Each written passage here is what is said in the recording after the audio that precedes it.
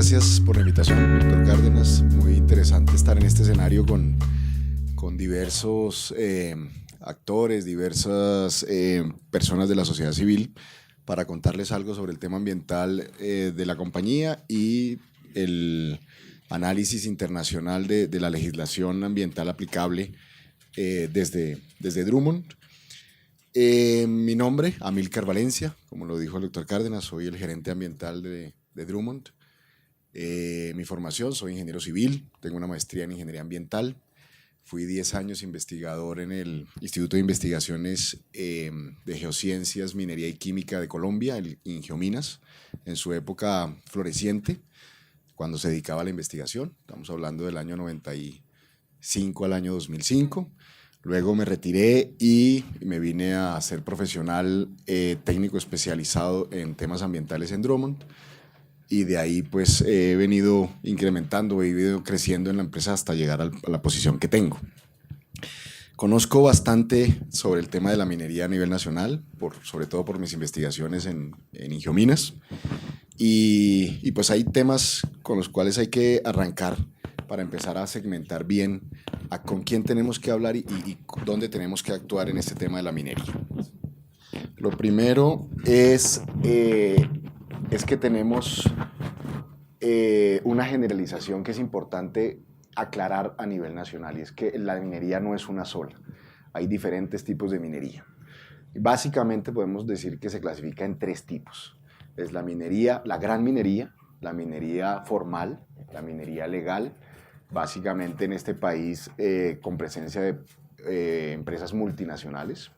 Tenemos la minería artesanal, como lo dijo la doctora del Ministerio de Ambiente, que es una minería ejercida desde hace muchos años, incluso siglos, como la de Betas, California, en Santander, la de Marmato en Caldas, ejercida por mineros artesanales, personas que han dedicado desde sus abuelos hasta ellos la actividad, hayan realizado la actividad, no quieren ser ilegales, pero desafortunadamente el Estado no les ha ofrecido oportunidades para formalizarse y son personas que están sacando adelante sus familias. Y tenemos la tercera, que es la minería ilegal, que es la minería ejercida por actores ilegales, la más complicada de todas, en donde se ven unas inversiones muy grandes en zonas apartadas de Colombia, con unos impactos ambientales significativos y que para el Estado es la que más difícil resulta controlar. Entonces, cuando uno habla de minería y se habla de los problemas de la minería y los impactos ambientales de la minería, creo que es muy importante saber de qué minería se está hablando. Porque, como le digo, hay una minería que tiene unos problemas de regulación, no solo desde el punto de vista económico, sino desde el punto de vista ambiental, desde el punto de vista social. Y hay otra que se ejerce cumpliendo toda la normatividad vigente, que es la minería legal, la minería formal de este país. Respecto al tema internacional y a la aplicación de las normas internacionales, pues básicamente las empresas están obligadas a cumplir la legislación colombiana, y esa legislación colombiana asume mucha legislación internacional vía convenios y que luego son ratificados por el Congreso de Colombia y que son aplicables a toda la industria, cuando son de minería en particular, pues a la industria minera en general.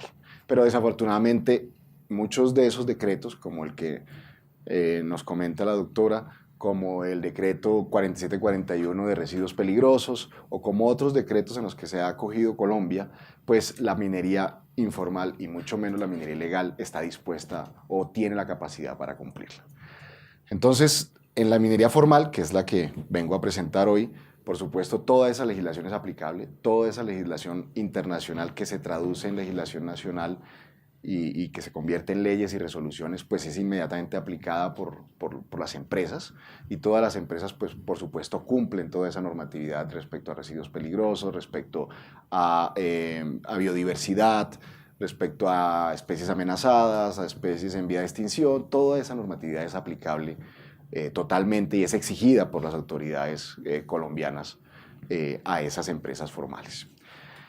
Pero también la legislación internacional llega por otras vías, básicamente por las vías de cumplimiento tanto en casas matrices de las empresas multinacionales, como el cumplimiento exigido por los compradores de esos minerales en en los diferentes países, ¿cierto?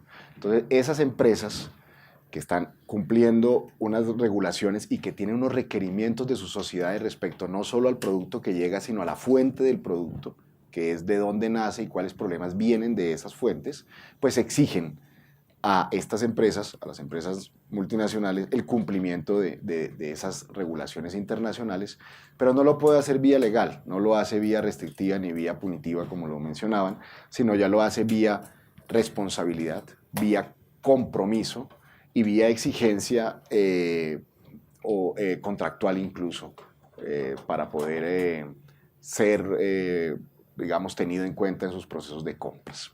Entonces ahí es donde vienen otras aplicaciones indirectas, como son, por ejemplo, los reportes de transparencia. Ustedes saben, recientemente el Ministerio de Minas acogió o fue aceptado dentro de la iniciativa internacional de transparencia en la industria extractiva. Eso implica que en Colombia tenemos que empezar a reportar transparentemente tanto el pago de las regalías y los pagos de impuestos que realizan las empresas, como toda la información referente a los diferentes aspectos ambientales y sociales. Es un compromiso que asumió el Ministerio de Minas, por supuesto, todas las empresas multinacionales del país lo acogieron. En este momento Drummond hace parte de esa iniciativa y por lo tanto emite los reportes que son exigidos por EIT para eso y son revisados internacionalmente tanto por organismos y sociedad civil de los países donde vendemos como por la industria o por las empresas que nos compran. Existen otros procesos, otras iniciativas muy importantes, por ejemplo la de derechos humanos. Y en este momento Drummond adoptó los principios voluntarios, los principios rectores de derechos humanos y empresa, que son unos principios internacionales que son adoptados voluntariamente por las empresas y que son revisados por nuestros compradores y por la sociedad civil de los países en donde vendemos para poder continuar siendo parte de esa cadena de comercio. Son, como lo digo, son adopciones voluntarias, pero sin embargo son requerimientos de nuestros clientes que, por supuesto, son muy convenientes, son muy, digamos, muy asociados a lo que debe ser la responsabilidad de una compañía. No son cosas que van más allá de lo que debe ser la responsabilidad de una empresa, ¿cierto? El tema de derechos humanos, el tema de reporte transparente de información, los temas GRI, donde se reporta toda la información ambiental, de la operación de la empresa y su información comercial, los reportes que se hacen en el caso de minería del carbón a Better Coal, es una iniciativa mundial relacionada específicamente con el sector carbón y obviamente son reportes muy similares a los GRI, pero que son presentados en forma muy particular a todas las empresas y todos los países compradores de carbón a nivel mundial. Esto para seleccionar cuáles son las fuentes de carbón más saludables para esas economías. Saludables quiere decir ambientalmente más responsables, socialmente más responsables. Esos reportes también hacen parte de empresas, digamos, multinacionales y formales. En este caso, Drummond hace parte de esas iniciativas. Entonces, yo lo digo y me perdonan si no soy muy preciso en esto, mi experticia es más ambiental y más técnica, pero yo lo clasificaría como en esos dos frentes, ¿no? La responsabilidad y la legislación internacional vía, obviamente, legislación nacional y los convenios que asume el gobierno y los traduce por el Congreso, y esa otra legislación vía exigencias tanto de casas matrices como de compradores o sociedad civil de países compradores, que se traducen en estas iniciativas internacionales que todos conocemos y que básicamente lo que hacen es hacer un reporte responsable de la actividad y demostrar que la actividad se realiza responsablemente. Haciendo esa introducción, yo quisiera pasar a lo que es nuestro ejercicio ambiental o nuestro ejercicio, cómo lo consideramos nosotros nuestro ejercicio de una manera responsable. Para muchos será muy interesante escuchar esta charla desde Drummond. Nosotros hemos sido muy famosos, sobre todo en medios. Lo que les sorprende a uno es que muy pocas veces nos conocen, diferente a los medios. Y cuando nos conocen empiezan a ver que la cosa no es como la pintan, pero obviamente hemos tenido una debilidad en cuanto a la información. Hemos sido muy apáticos y hemos cometido muchos errores en divulgar lo que hacemos, y eso por por fortuna ha venido cambiando y por eso estamos participando en escenarios como estos para empezar a mostrar un poco más lo que hace la compañía. Lo que hemos visto es, partiendo de unas definiciones muy básicas, lo que es responsabilidad, es responder por los impactos, ¿cierto? Uno dice, ¿qué diferencia hay entre responsabilidad y sostenibilidad? Básicamente ser responsable es responder por lo que uno hace. Pero la sostenibilidad es otra cosa, la sostenibilidad es un tema más de cómo hacemos el hoy para que el futuro exista para los demás. Pero son complementarios, porque si no ser responsable hoy, no va a existir nada para un futuro de las personas que vienen más adelante. Por eso, como lo han dicho algunos autores, la responsabilidad ambiental del hoy es el camino y el objetivo finalmente la sostenibilidad, ¿cierto? Entonces, ser responsable hoy representa ser sostenible mañana. ¿Cómo lo vemos nosotros? Nuestra gestión ambiental la hemos basado básicamente en estos 4 pilares. Un primer pilar, y estamos ya hablando de los aspectos muy técnicos, un primer pilar es prevenir los impactos, ¿cierto? Ahora entro a detallar qué es prevenir los impactos. Un segundo pilar es implementar las medidas de manejo adecuadamente. Un tercer pilar es hacer un monitoreo pertinente. Y un cuarto pilar es construir futuro o pensar en sostenibilidad. Cuando uno mira eso, pues todas las gestiones ambientales plantean esto, ¿cierto? Hay que prevenir impactos, hay que implementar la gestión, hay que hacer monitoreo. Pero nosotros sí consideramos que hay una diferencia entre una gestión ambiental y una gestión ambiental responsable. Hay diferencias significativas. En términos de reducción de impactos, para los que trabajamos en temas de impactos ambientales, sabemos que el mejor control para un impacto ambiental es no cometerlo, no realizarlo. 5 minutos, no realizarlo, ¿cierto? Entonces, existen unas acciones en diseños mineros que se aplican desde la empresa para evitar los impactos. Muchas acciones, mucho trabajo con la operación nos puede permitir hacer este primer paso, que es evitar los impactos. ¿Qué es implementar adecuadamente unos impactos? Pues es hacer lo que hay que hacer, no solamente lo que el ministerio o el ANLA pide o los términos de referencia piden. Básicamente, cuando uno tiene, y lo vamos a ver más adelante, un monitoreo pertinente, pues uno tiene que empezar a adecuar la implementación de las acciones de manejo y tiene que hacerlas pertinentes y tiene que hacerlas adecuadas. Entonces, tiene que implementar las cosas así no sean requeridas por la autoridad. En este caso, por ejemplo, quiero mostrarles lo que es el transporte de carbón en Estados Unidos y lo que es el transporte de carbón en Colombia. Es sensiblemente diferente. No es que allá sean más contaminadores, es que básicamente ellos han hecho modelos y se han dado cuenta que esto no es la fuente de emisiones, pero sin embargo en Colombia hacemos todas las acciones que se puedan hacer para prevenir los impactos en la mayor medida que sea posible. Tenemos todo el tema, sobre todo en temas de minería a cielo abierto y minería del carbón, todo el tema de prevención de emisiones a la atmósfera es muy importante. Entonces todo el tema de controlar cualquier parte del ciclo es fundamental. Todas estas medidas que ustedes ven aquí son medidas que no son impuestas por la autoridad, son medidas que internacionalmente pueden ser aplicadas y que son ideas y experiencias que se traen a Colombia y se implementan de manera pionera, nuevamente, así no estén exigidas, porque en últimas el objetivo no es cumplir un papel, el objetivo es controlar unos impactos. ¿Qué es un monitoreo pertinente? Nuevamente, un monitoreo es el sensor de cómo vamos.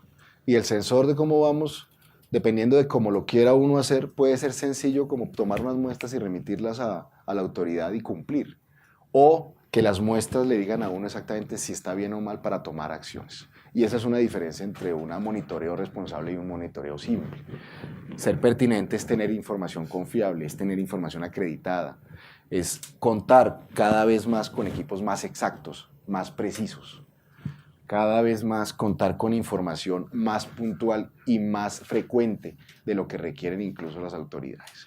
Con base en esto es que uno puede tomar decisiones para decir si implementa o no mejores medidas, si se hacen o no requeridas mejores medidas. Y lo más importante es construir el futuro. ¿Por qué? Porque nosotros estamos en un sitio, lo estamos interviniendo, pero tenemos que regresarlo algún día. Esto es finito. Una operación minera es finita. Y algún día tenemos que retornarla. Y uno escribe en un papel al principio, vamos a retornarla igual o mejor como la encontramos. ¿Cómo se traduce eso? ¿Cómo se hace eso? Eso implica muchas cosas. Desde proteger la fauna, por supuesto, nuestros grandes aliados para recuperar las áreas, hasta pensar en no actitudes simples como volver las áreas verdes, porque a todos nos parece que desde que sea verde es bonito, así no, o se pierdan las conectividades de algunos ecosistemas, pero bueno, después de que se vea verde se puede hacer, esto no debería ser. Deberíamos buscar ser más complejos en las recuperaciones, tener en cuenta más la dinámica natural y pensar que lo que queremos recuperar no es volver un área verde, sino volver un área ecosistémicamente sostenible. Entonces, tener en cuenta que se necesita agua en las partes altas de un depósito de estériles para que ya pueda haber fauna, para que al haber fauna haya diversidad de especies, de flora, para que al final termine eso siendo lo complejo que es la naturaleza y no simplemente la revegetalización como la conocemos y como nos la exige la autoridad, ¿cierto? Volver áreas como esto, donde hay una diversidad, no una uniformidad. Y como lo decía anteriormente, tener a nuestros aliados permanentemente con presencia en el área, porque ellos son biosensores, nos van avisando si hay problemas o no, pero además son nuestros colaboradores para que la biodiversidad de verdad se presente. Y hay un tema muy importante que es la compensación. Hay efectos que se previenen, se mitigan, pero hay unos que no se pueden ni prevenir ni mitigar y hay que compensarlos, ¿cierto? Uno de ellos es el forestal. Y muchos de ustedes saben que una de las principales acciones que hay que hacer cuando uno interviene en el territorio es la compensación forestal. Y lo que uno encuentra frecuentemente en nuestras carreteras cuando vamos por ahí y encuentra compensaciones es esto. Hombre, esto no es una compensación, porque la compensación, como está definida, es retornar beneficios ambientales a su condición original. Esto no lo devuelven. Pues sí se cumple con un número que le exigen a uno en términos de número de árboles por hectárea y de siembra y de tiempos de mantenimiento. Pero esto es lo que uno dañó. Y si esto fue lo que uno dañó, uno tendría que llegar otra vez a esto. Entonces, las consideraciones de una propuesta sostenible de compensación, ¿qué tienen que tener? Por supuesto, tener en cuenta el tema del agua, fundamental, porque es el eje estructurante de cualquier proceso de recuperación. Nuestros amigos, la vida silvestre, si ellos no regresa la complejidad del ecosistema. Las personas, y ahí viene un tema importante, y es que las compensaciones actualmente no están teniendo en cuenta a las personas. Entonces nos exigen los manuales de compensación que busquemos un terreno en donde volver a hacer crecer la naturaleza. Pero cuando usted va al terreno, encuentra gente, y la gente tiene un uso del territorio. Y uno no le puede decir a la gente, por favor sálgase, que es que quiero recuperar esto porque me mandaron recuperar esta vaina. No, yo tengo que estar ahí. Y si tengo que estar ahí, entonces tengo que combinar las dos. Yo tengo que hacer un proceso sostenible con presencia de la gente. Y los procesos de compensación deberían tener el tema social metido dentro del tema ambiental. Este es un ejercicio que hicimos en la Serranía del Perijá, identificamos unas alteraciones en las cuencas altas que habría que recuperar ambientalmente, pero tenían gente, entonces si tenían gente teníamos que trabajar de la mano con ellos, entonces ellos viven de eso, ellos no pelaron eso por gusto, lo pelaron porque lo tienen que sembrar para vivir, entonces usted cómo me va a reponer, si usted quiere recuperar la cuenca esa y el agua allá, yo cómo vivo, entonces venga, hagamos un acuerdo. Recuperamos las áreas más sensibles, pero ustedes tienen unos proyectos productivos en otras áreas que no sean tan sensibles y que ya están intervenidas. ¿Cómo sacamos el material? Miércoles, entonces reparemos unas vías, porque tampoco les vamos a dar tomate para que después no tengan cómo bajarlo. ¿Y cómo nos quedamos aquí? Porque nosotros tenemos que poner a estudiar los niños, entonces venga, recuperemos las escuelas. ¿Y con qué cocinamos? Hagamos unas leñas, unos hornos, unas estufas ecológicas. Todo eso hace parte del sistema complejo de hacer compensación en este país, porque es muy difícil que uno encuentre áreas para recuperar donde no haya gente. Estos son los procesos que se dan, lentos eso sí, sería mucho más rápido ver árboles creciendo de eucalipto, que crecen muy rápido, o de otra especie, pero es que ese no es el juego es que necesitamos un crecimiento y una recuperación sostenible. Nosotros vemos algo como esto, que es una mina recuperada de lignito en España, en donde tenemos un lago, por supuesto, la operación minera en cielo abierto siempre deja un hueco, y el hueco va a quedar. Entonces, ¿qué hacemos con el hueco? Un almacenamiento de agua. ¿Qué hacemos con sus áreas recuperadas? Pues actividades industriales, actividades de recreo, incluso viven personas cerca de esos embalses. Y sí se puede, no va a ser lo mismo que antes, el tema de sostenibilidad. La minería sostenible o no, yo creo que que la conclusión es que no es sostenible, porque hay unos recursos naturales que se extraen y no vuelven ahí, pero sí puede ser responsable. Y no significa que lo que quede tenga que ser peor que lo que había. Este es el mensaje. Y nuevamente, como lo estamos viviendo en el país, la convivencia se puede. Tenemos que convivir. Sabemos que esa actividad se necesita, que el país vive y necesita esos recursos y podemos convivir con ellos, siempre y cuando tengamos una actitud responsable y sobre todo hagamos las cosas en el marco de la legalidad para poder cumplir convenios internacionales y requerimientos internacionales de nuestros compradores. Eso era lo que les traía. Muchas gracias. Muchas gracias.